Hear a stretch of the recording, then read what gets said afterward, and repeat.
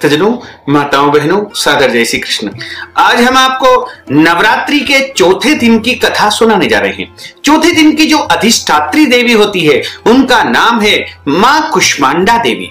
भगवती जगदम्बा परांबा ने कुष्मांडा का रूप धारण किया है और भगवती कुष्मांडा की जो कथा है वो नवरात्रि के चौथे दिन सुनना चाहिए तथा कुष्मांडा देवी का पूजन चौथे दिन करना चाहिए। भगवती कुष्मांडा की कथा को आप अंत तक जरूर सुनिएगा और अधिक से अधिक लोगों को शेयर भी करिएगा। गुरुर् ब्रह्मा गुरुर्विष्णु गुरुर्देवो महेश्वरा गुरुः साक्षात् परब्रह्म तस्मै श्री गुरुवे नमः। श्री अखंड मंडलाकारं व्याप्तं येन चराचरं तत्पदं दर्शितं येन तस्मै श्री गुरुवे नमः। नमो देव्यै महादेव्यै शिवायै शततं नमः। नमः प्रकृति भद्रायै निहिता प्रणता स्मतां शरणागत दीनार्थ परित्राण परायणी सर्वस्यार्ति हरे देवी नारायणी नमोस्तुते। सर्वबाधा विनिर्मुक्तो धन धान्य सुतान्वितः मनुष्यो मत् प्रसादेन भविष्यति न संशयः। सर्वबाधा प्रशमनम् त्रैलोक्यस्याखिलेश्वरी एवमेव त्वया कार्य मस्मद्वैरी विनाशनम मस्मद्वैरी विनाशनम। बोलिए जगदम्बे मात की जय। सुरा संपूर्ण कलशम रुधिराप्लुत मेव च दधाना हस्त पद्माभ्याम कुष्मांडा शुभदास्तु मे। बोलिए कुष्मांडा माता की जय। मां दुर्गा के चौथे स्वरूप का नाम कुष्मांडा है। अपनी मंद हल्की हंसी द्वारा अर्थात अंड अर्थात ब्रह्मांड को उत्पन्न करने वाली, इनके कारण ही इनका नाम कुष्मांडा पड़ा।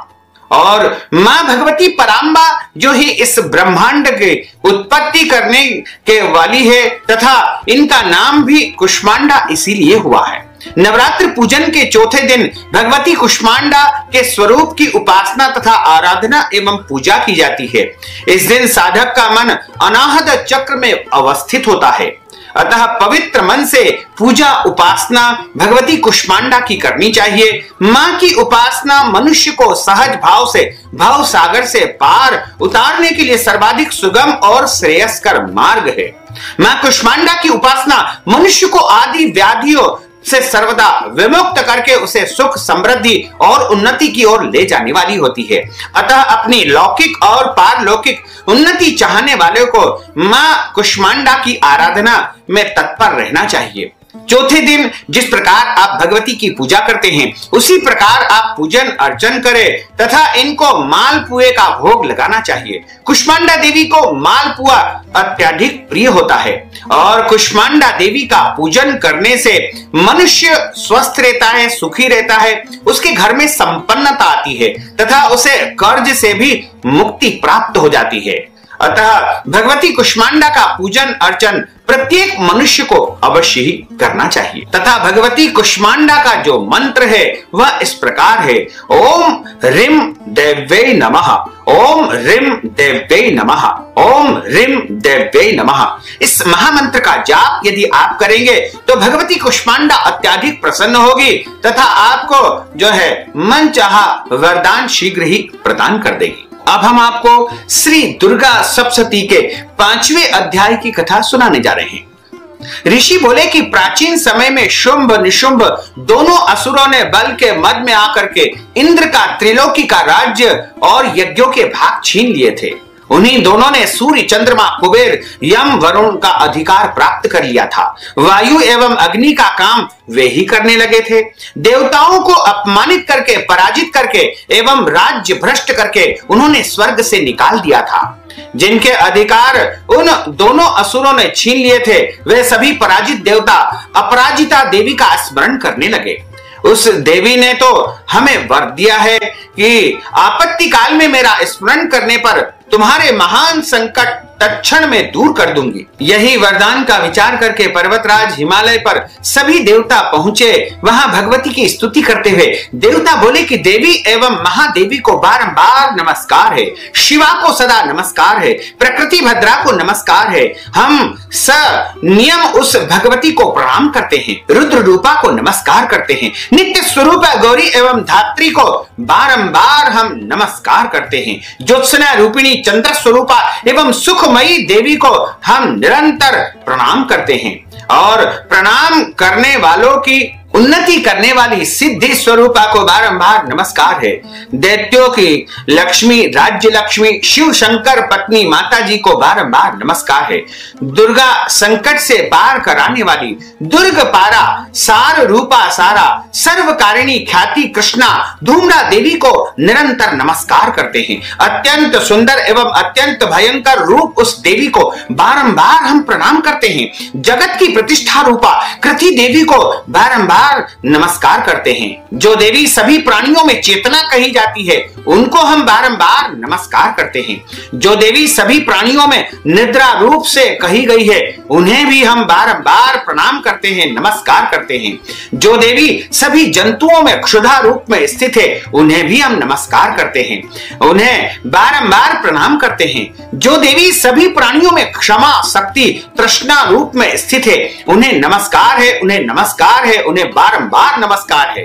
जो देवी सब प्राणियों में लज्जा, शांति और श्रद्धा रूप में स्थित है उन्हें बारंबार नमस्कार है, उन्हें बारंबार नमस्कार है, उन्हें बारंबार नमस्कार है। जो देवी सभी प्राणियों में कांति रूप में स्थित है उन्हें बारंबार नमस्कार है, उन्हें बारंबार नमस्कार है, उन्हें बारंबार नमस्कार है। जो देवी सभी प्राणियों में भ्रांति, कांति और लक्ष्मी रूप में स्थित है उन्हें बारंबार नमस्कार है, उन्हें बारंबार नमस्कार है, उन्हें बारंबार नमस्कार है। जो देवी जीव मात्र में वृत्ति रूप में स्थित है उन्हें नमस्कार है, उन्हें नमस्कार है, उन्हें बारंबार नमस्कार है। जो देवी समस्त जीव मात्र में स्मृति रूप में स्थित है उन्हें नमस्कार है, उन्हें नमस्कार है, उन्हें बारंबार नमस्कार है। जो देवी समस्त जीव मात्र में तुष्टि रूप में स्थित है उन्हें नमस्कार है, उन्हें नमस्कार है, उनको बारंबार नमस्कार है। जो देवी समस्त जीव मात्र में माता रूप में स्थित है उनको नमस्कार है, उनको नमस्कार है, उनको बारंबार नमस्कार है। जो देवी समस्त जीव मात्र में भ्रांति रूप में स्थित है उनको नमस्कार है, उनको नमस्कार है, उनको बारंबार नमस्कार है। जो देवी समस्त इंद्रियों द्वारा संपूर्ण जीव मात्र की अधिष्ठात्री है और समस्त जीव मात्र में निरंतर व्याप्त रहती है उनको बारंबार नमस्कार है, उनको नमस्कार है। जो देवी इस सारे जगत में व्याप्त होकर के चैतन्य रूप में स्थित है उन्हें नमस्कार है, उन्हें नमस्कार है, उन्हें बारंबार नमस्कार है। प्राचीन काल में अपने मनोरथों की सिद्धि के लिए देवताओं ने जिस देवी की स्तुति की, इसी प्रकार कई दिनों तक सुरपति इंद्र जिनकी सेवा करते रहे, वह मंगल स्वरूपा परमेश्वरी हमारा मंगल करे, हमारा कल्याण करे और हमारी समस्त आपत्तियों को, विपत्तियों को दूर करे।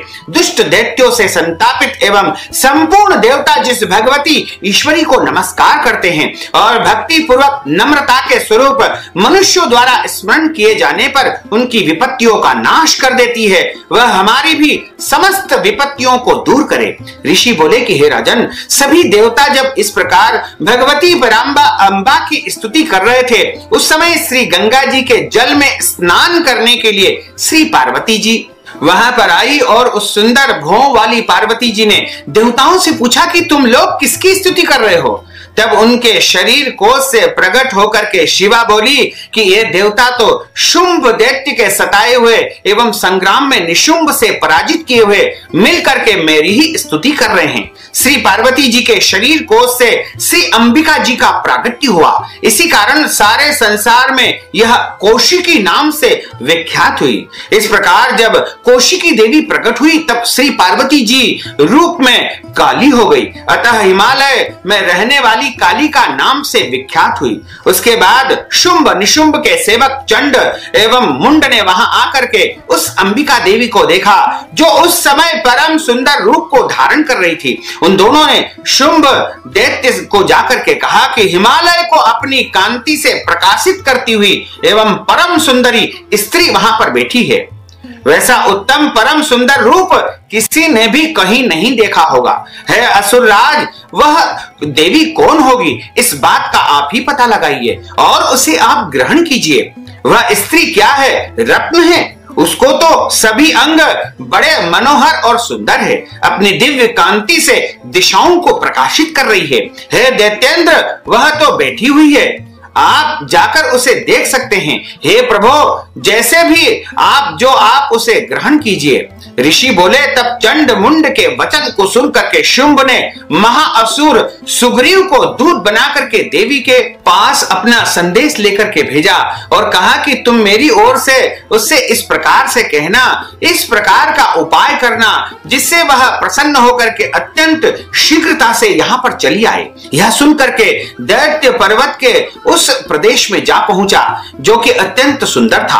वहां पर देवी बैठी हुई है। वहां जाकर उसने देवी से मधुर वाणी द्वारा कोमल वचन कहे। दूत बोला कि हे देवी, दैत्यों का स्वामी शुंभ तीनों लोकों में परमेश्वर है। मैं उसका दूत बनकर के यहाँ आया हूँ। आपके पास उसने ही मुझे भेजा है। मैं वहां जो उसकी आज्ञा का न मानता तो उसे परास्त कर देता हूँ। उसने सभी देवता परास्त कर दिए हैं। अब आपके लिए जो संदेश है वह आप कृपा करके सुनिए। उसने कहा कि सारी त्रिलोकी मेरी हो चुकी है, सभी देवता मेरे अधीन है, सभी यज्ञ भाग पृथक पृथक करके मैं ही प्राप्त कर रहा हूँ। त्रिलोकी भर के उत्तम सभी रत्न मेरे अधीन हो चुके हैं। इंद्र के श्रेष्ठ वाहन ऐरावत हाथी को मैंने छीन लिया है। देवताओं ने क्षीर समुद्र से उत्पन्न उच्चीश्रवा नामक अश्वरत्न प्रणाम करके मुझे भेंट कर दिया है तथा और भी जितने देव गंधर्व एवं नागों के पास रत्न रूप वस्तुएं थी वह सब है सुंदरी मेरे को प्राप्त हो चुकी है।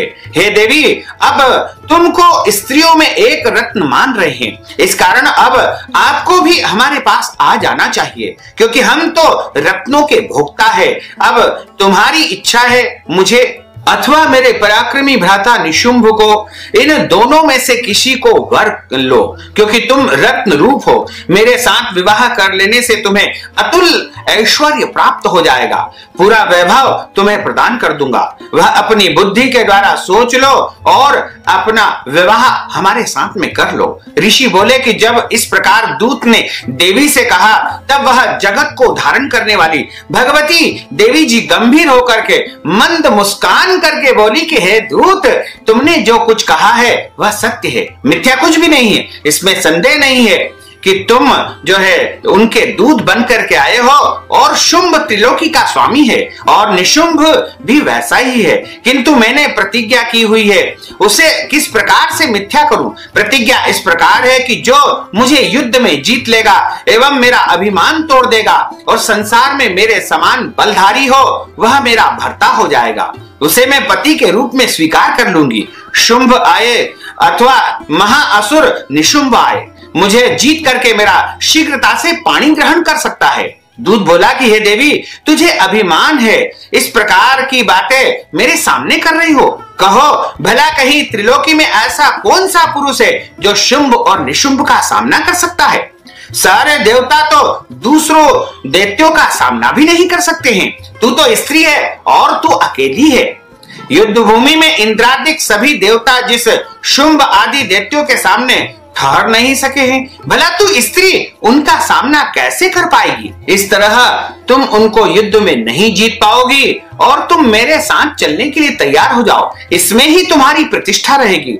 अन्यथा जब वो तुम्हारे बालों को पकड़ करके घसीटते हुए ले जाएंगे तो तुम्हारा गौरव नष्ट हो जाएगा। देवी बोली कि हे दूत, इसमें कोई संशय नहीं है कि शुंभ निशुंभ बलवान है, दोनों पराक्रमी है, पर मैं क्या करूं।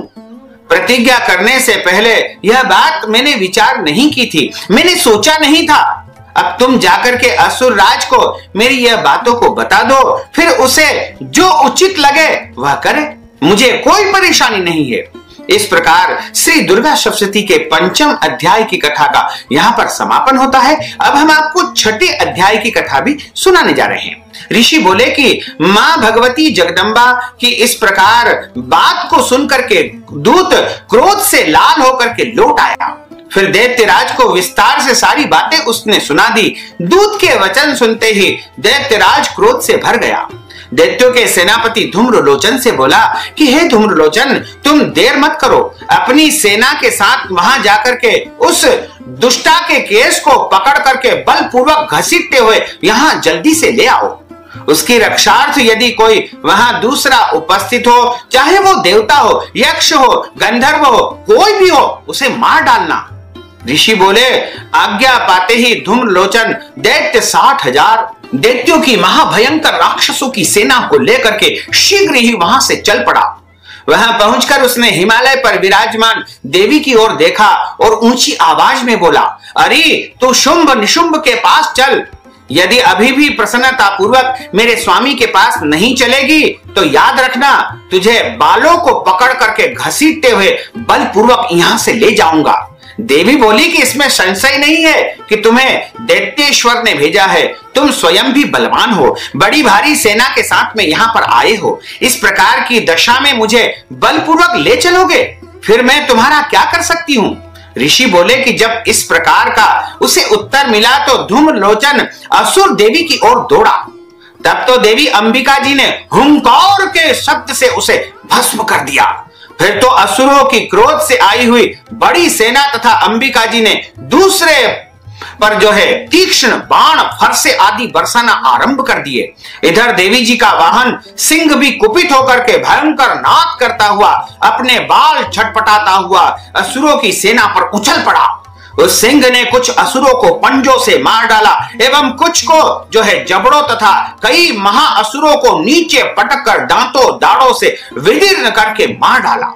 कितने एक दैत्यों को तो केसरी ने नाखूनों से पेट फाड़ डाले, कितने एक दैत्यों को तो तल प्रहार करके उनके सिर धड़ से अलग करके मार डाले और अन्य की भुजाएं सिर आदि उसने काट डाले। इस प्रकार उनको छिन्न भिन्न कर दिए। कितनों के पेट फाड़ फाड़ करके गले के बाल फटखटाते हुए सिंह ने रुधिर पान कर लिया। अत्यंत कुपित हुए देवी जी के वाहन बलवान सिंह ने क्षण भर में ही दैत्यों की सेना क्षय कर दी। देवी जी ने उस असुर धूम्रलोचन को मार डाला। देवी जी के वाहन सिंह ने सारी सेना का नाश कर दिया। शुंभ ने जब यह सुना तो उसे बड़ा क्रोध आया और उसके क्रोध का पारा चढ़ गया और उसके होंठ कांपने लगे। झट शुंभ ने चंड तथा मुंड दोनों दैत्यों को आज्ञा दी कि जाओ उसके बाल खींच करके और उसको यहां पकड़ करके ले आओ। यदि इस प्रकार लाने में तुम लोगों को संशय हो तो उससे युद्ध करना। सभी प्रकार के अस्त्रों शस्त्रों से सारे असुर मिलकर के उसे मार डालो। उस दुष्ट के मर जाने पर, सिंह के भी मर जाने पर जिस दिशा में भी अंबिका पड़ी हो उसे बांध करके अपने साथ शीघ्र लौट करके यहाँ पर आना। इस प्रकार नवरात्रि की चौथे दिन की कथा का यहाँ पर समापन होता है। बोलिए जगदम्बे मात की जय। अच्युतम केशवम राम नारायणम कृष्ण दामोदरम वासुदेवम हरे श्रीधरम माधवम गोपिका वल्लभम श्री जानकी नायकम श्री रामचंद्रम भजे। जानकी मनोहरम सर्वलोक नायकम श्री शंकरादि सेवितम पुण्य नाम कीर्तनम श्री राम राम राम राम राम नाम तायकम। राम कृष्ण वासुदेवा भक्ति मुक्तिदायकम। रामा कृष्ण वासुदेवा भक्ति मुक्तिदायकम। रामा कृष्ण वासुदेवा भक्ति मुक्तिदायकम। बोलिए जगदम्बे मात की जय। भक्तजनों, माताओं बहनों, आपने जो ज्ञानवर्धक कथा सुनी है, कथा सुनने के बाद यदि आप कथा का संपूर्ण पुण्य फल प्राप्त करना चाहते हैं या मंत्र जाप अनुष्ठान पूजन पाठ संपन्न करवाना चाहते हैं या फिर कन्या भोजन के निमित्त दान स्वरूप धन राशि आप यदि प्रदान करना चाहते हैं तो हमारे पेटीएम के माध्यम से, गूगल पे के माध्यम से, फोन पे के माध्यम से या अकाउंट नंबर के माध्यम से सीधे सीधे धन राशि आप हमें पहुंचा करके महापुण्य लाभ प्राप्त कर सकते हैं। साथ ही आपसे अनुरोध है कि इस ज्ञानवर्धक वीडियो को अधिक से अधिक लोगों को शेयर करिएगा, लाइक करिएगा, कमेंट करिएगा और यदि अभी तक आपने सब्सक्राइब नहीं किया तो अभी और इसी समय सब्सक्राइब अवश्य कर लीजिए। आपको और आपके परिवार को सादर जय श्री कृष्ण, सादर जय माता दी।